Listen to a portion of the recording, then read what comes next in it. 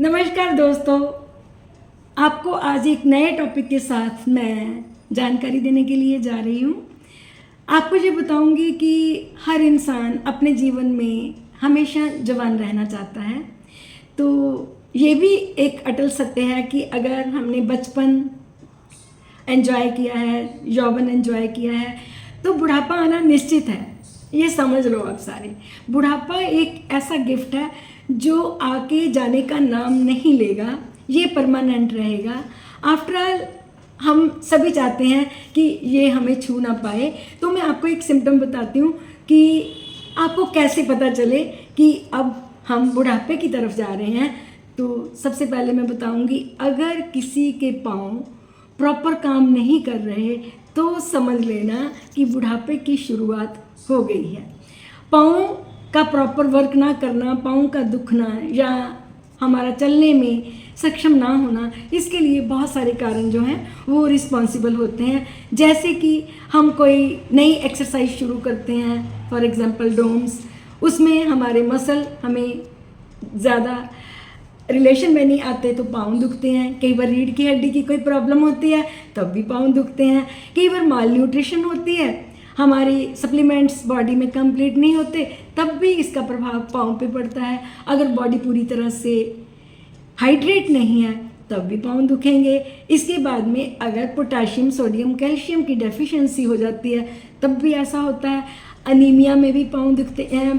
Vitamin D and calcium ये भी इसके रिस्पॉन्सिबल हैं। कई बार मायस्थीनिया ग्रेविस नाम की डिजीज़ होती है तब भी होते हैं। और जिनको डायबिटीज़ होता है पाँव तो उनके भी दुखेंगे।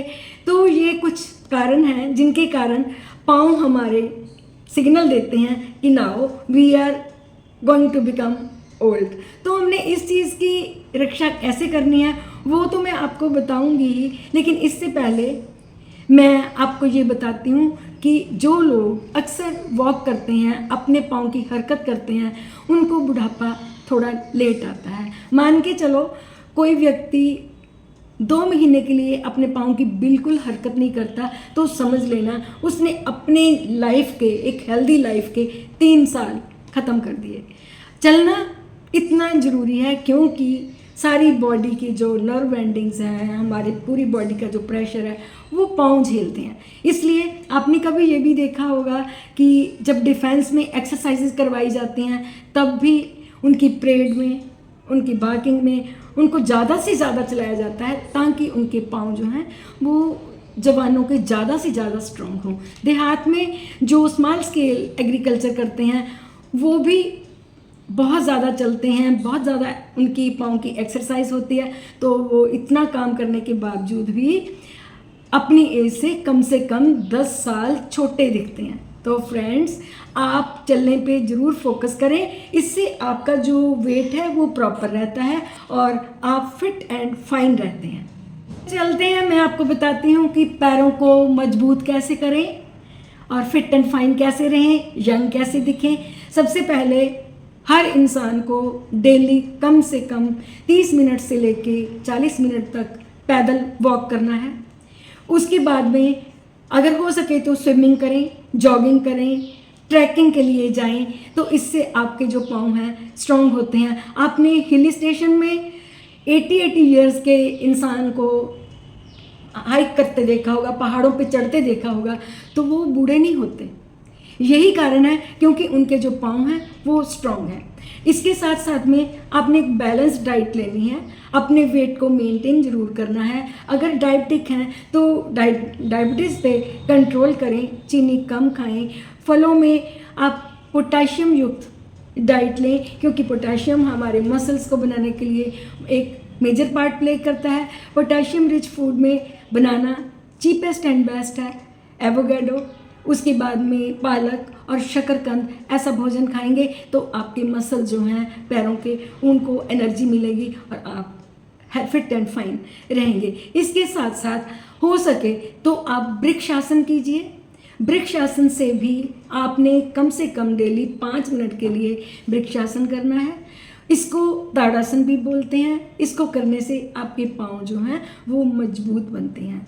इसके साथ अगर हो सके तो आप अपने पाँव को गर्म पानी में डालिए, हॉट फर्मेंटेशन कीजिए। इससे सर्कुलेशन जो है वो प्रॉपर हो जाता है, क्योंकि ब्लड सर्कुलेशन प्रॉपर अगर पैरों को नहीं मिल रहा तब भी हमारे पाँव दुखते हैं। तो इसलिए आप मसाज भी कीजिए, आप गर्म पानी में भी रखिए। इसके साथ विटामिन डी से युक्त भोजन आपने ज़रूर लेना है। इसमें आपके डेयरी प्रोडक्ट्स आ जाएंगे, फिश वगैरह आ जाएगी। और 5 से 10 मिनट सुबह की मॉर्निंग धूप जरूर लीजिए, क्योंकि sun is the abundant source of vitamin D. तो अगर ये आप चीज़ें करते हैं तो आप बहुत ज़्यादा बेहतर रहते हैं, आपके पाँव मजबूत रहते हैं। अपने एचबी को कंप्लीट कीजिए, आप में खून की कमी नहीं होनी चाहिए। और इसके साथ साथ खून की कमी तो नहीं होनी चाहिए, अपनी बॉडी को हाइड्रेट रखें, पानी की मात्रा ज़्यादा से ज़्यादा पिएं, क्योंकि वाटर जो है वो ब्लड में मिक्स होकर एक ट्रांसपोर्टेशन का काम करता है, ताकि हमारी जो पाँव की नसें हैं वो खुले। काइंडली अपना कोलेस्ट्रॉल लेवल बिल्कुल बढ़ने ना दें, जिससे कि जो हमारे ब्लड वेसल्स हैं वो उनमें जो फैट होती है वो डिपॉजिट हो जाती है, तो सर्कुलेशन नहीं होने से ये दिक्कत आती है। तो फ्रेंड्स, अगर आप फिट रहना चाहते हैं तो कीप ऑन वॉकिंग। आपको मैंने एक पहले वीडियो अपलोड की है, वॉकिंग पे ही की है, कि इसके अमेजिंग इफ़ेक्ट्स हैं। आप उस वीडियो पे जाएं, उसमें से भी आप कुछ पॉइंट्स लेके आप प्रॉपर लाभ ले सकते हैं। अगर आप यंग दिखना चाहते हैं, बुढ़ापा आपको छू ना पाए, तो kindly focus on your feet.